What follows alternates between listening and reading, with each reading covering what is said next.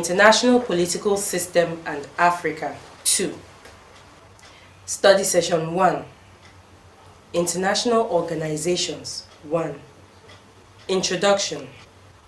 This study session attempts an introduction to the course. Its basic objective is to let you understand the term international organization. At the end of this study session, you are expected to know what international organizations are, their basic forms and types, with examples, their roles, functions, and significance to Africa. Learning outcomes. When you have studied this session, you should be able to know the meaning of international organizations, why international organizations are established, the forms and types of international organizations that exist, and understand why African states should belong to international organizations. The meaning of international organization. Let us start our discussion on the meaning of international organization by asking these questions. What is the meaning of international and organization? The Collins English Dictionary defines international as issues or bodies concerning or involving two or more nations or nationalities, or available for use for all nations. The same dictionary gives the meaning of organization as the act of organizing, or the state of being organized, or an organized structure or whole, or a business or administrative concern united and counteracted for a particular end or order, tidiness, or system. From the above, one can refer to an international organization as an organized structure or a system established by two or more states for the purposes of regulating their affairs for their common interest and or for solving their common problems. Now, let us consider some of the definitions by social scientists. Out of the many definitions that exist, two which are representative of the consensus will be offered here. Frederick H. Hartman writes that international organizations are created by the nation states to facilitate their dealings with one another. North Edge, who regards international organizations as an essential 20th century method of maintaining international order, views it as arrangements invented by states and subject always to the will of states as expedient for lessening to some degree the many inconveniences of living in a worldwide human society in which there is no common superior to keep all the independent states in order. From the above, it is clear that international organizations are created by states and constitute important elements in the international political system. In fact, international relations are being conducted within the framework of international organizations. They are formed by parties when they recognize certain common problems, interests, or enemies common to all. Thus, a collective action is necessitated. As we shall find out later in this course, international organizations have a long past and could be traveled to as far back as the 3rd century. But essentially, modern international organizations came after the Second World War, that is, after 1945, with the emergence of modern state.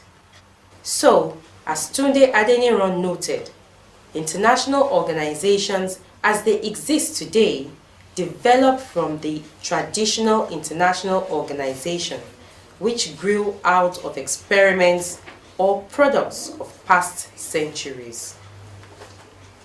Their activities and interests are not strictly political, as they may include economic and/or social activities. Forms of international organizations.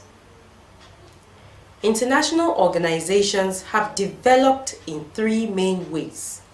These are in the form of intergovernmental organizations, GO, international non-governmental organizations, INGOs, or social and humanitarian organizations and transnational organizations, TO.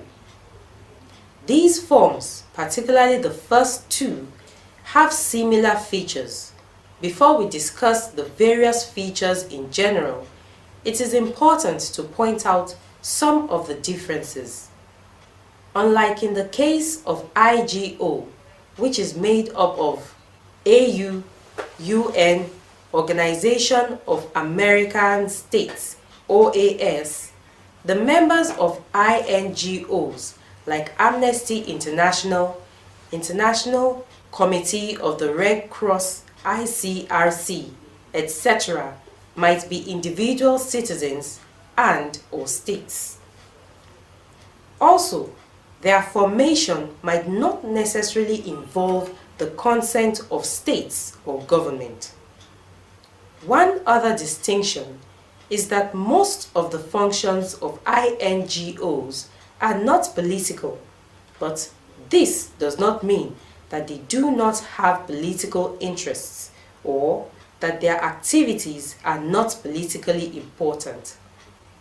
Some of them, like Amnesty International, have consultative status with the United Nations and are associated with other organizations like regional organizations outside the United Nations system. The third form of international organization, transnational organizations, are either business enterprises like Shell BP, Texaco, Mobil, etc., or religious organizations like Organization of Islamic Countries, OIC, and World Council of Churches, WCC, are examples. These, like others, are well organized in a hierarchical way and are directed by a central authority. Furthermore, their bureaucracies may or may not come from one state. They normally do not have political motives, but they are fast becoming politically active. Regardless of the forms of international organizations, they are all major actors in international relations, committed to the attainment of certain objectives or policies, and instrumental to orderly relations. Types of international organizations. International organizations can be global, that is, made up of all countries or open to all countries like the United Nations system, or regional like the OAS, AU, the European Union, EU, the Council of Europe, etc. That is, membership is confined to a geographically defined area which is always continuous. It might also be sub-regional, that is, membership is drawn from a part of a region. For example, the East African Economic Community, EAEC, etc. The activities of these types of international organizations can be general or particular. The activities of an international organization are general if it theoretically covers the whole spectrum of international affairs, for example, the United Nations system. A specialized international organization is as such established to perform specific functions or whose activities are in respect of a particular function. The United Nations specialized agencies are very good examples. For example, the Food and Agricultural Organization, FAO, works to increase the output of farmlands and increase the nutrition level. The International Labour Organization, ILO, is charged with the responsibility of improving workers' conditions of meal all over the world. Outside the United Nations system, the Organization of Petroleum Exporting Countries, OPEC, established by some petroleum exporting nations in their bid to get a fair deal for their oil exports, is an example of a functionality-specific international organization. One should note that regional and functionally specific organizations or specialized international organizations are said to be more effective and efficient than multipurpose global or regional organizations in the attainment of established goals. Lastly, it is possible to also divide international organizations to the number of parties involved. Thus, it is possible to talk of bilateral or multilateral international organizations.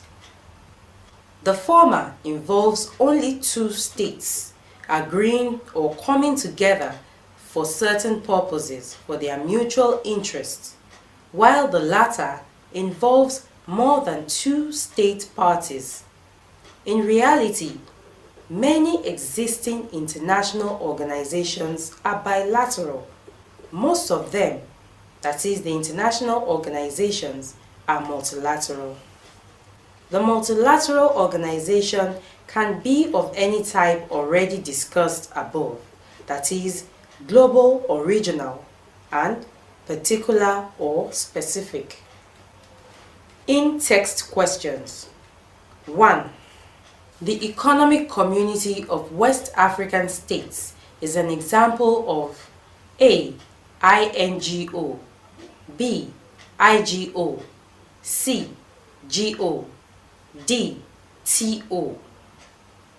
2. The Southern African Development Community, SADC, is classified as A. Regional body, B. Global body, C. Quasi-regional, D. Sub-regional organization. Feedbacks on the in-text questions. 1. The correct answer is C. If you chose option A, B, or D, then you are incorrect because the Economic Community of West African States, also known in French as Communauté économique des États de l'Afrique de l'Est, CEDEAO, established on the 28th of May 1975 with the signing of the Treaty of Lagos and comprises 15 countries in West Africa, is an intergovernmental organization. 2. The correct answer is D. If you chose option A, B, or C, then you are incorrect because the Southern African Development Community, SADC, is a GO established in April 1980 to further socio-economic cooperation and integration, as well as political and security cooperation, and currently made up of 15 Southern African states, is a sub-regional international organization. Generally, regardless of their variance, international organizations share certain characteristics. These are: A. They are created or established by agreement or treaty, which stipulates their aims, principles, functions, legal status, structure, and how they relate to other organizations. B. Sovereign states are the major actors. However, some have individual membership. Examples are humanitarian organizations. C. They have international legal personality, hence subjects of international essential. D. Membership is supposed to be voluntary, hence consent of members is essential. E. They are not temporary or ad hoc. F. In most cases, they operate on the principle of equality of states and respect for sovereignty and territorial integrity of members. So, member states enjoy some measure of autonomy. G. They are usually built around these organizational structures depending on their functions and membership. Usually, there is a tripartite administrative element, which is the Secretariat, with permanent international staff. In some cases, as in the UN, a judicial organ or a court system exists. H. Being international organizations, they normally lack supranational authority, capable of making authoritative and binding decisions. I. Since the relationship between and among members is vertical, enforcement of decisions is in most cases very difficult. J. In accordance with the principle of equality of states, each member is traditionally entitled to a single equal vote. In some cases, there are weighted voting. For example, the International Monetary Fund, IMF, or discriminatory voting, as in the UN veto power. K. In order to expedite and regularize the conduct of their affairs, they establish specified procedures and formal rules for making decisions. L. The financing of international organizations are by members through voluntary contributions, equal assessment, or stratified assessment, as in the UN system. And M. Terminations of participation or membership is effected either by disestablishment of the organization or by voluntary withdrawal. However, in exceptional situations, members may be suspended or expelled. General aims and functions of international organizations. International political organizations have certain aims and functions depending on their types. Generally, these aims and functions are not only political but also technical, cultural, economic, and social. Traditionally, the main objectives of an international organization are to ensure international peace, order, and security by preventing wars and through settlement of conflict that can endanger world peace. In modern times, the international organizations have gone beyond their initial aim, which is the prevention of war, but have now been involved in social and economic well-being of member states and the fostering of international cooperation in all fields among members. They also aim at evolving a new international order and the promotion of international justice through formulation and enforcement of international law and human rights. International organizations perform certain functions in the international political system. In fact, their existence suggests the performance of certain basic functions which normally run through the gamut of international relations. Their functions, as reflected in their aims above, have changed from that which aims mainly at preventing conflict or war by regulating behaviors of states. They have now come to be fully involved in socio-economic development functions. Their functions are: A. They assist member states in the attainment of certain objectives. B. They promote all sorts of cooperation between and among members for their mutual interests. C. They protect the sovereignty and territorial integrity of members against external aggression. D. They provide a forum for discussing common or individual member states' problems as appropriate through workshops, conferences, debates, etc., with the basic objectives of finding solutions to them. E. They provide opportunity, especially within the United Nations system, for newly independent states or developing countries to put pressure to bear on the international political system for a more just and humane international arrangement. And F. International organizations help in the area of humanitarian services and decolonization, especially in the area of assisting liberation movements. Achievements and problems. These international organizations have made some achievements and are also faced with some problems. Given the fact that they are multivarious and have different objectives among others, the achievements and problems of international organizations will be discussed under specific organizations. Africa, an international organization.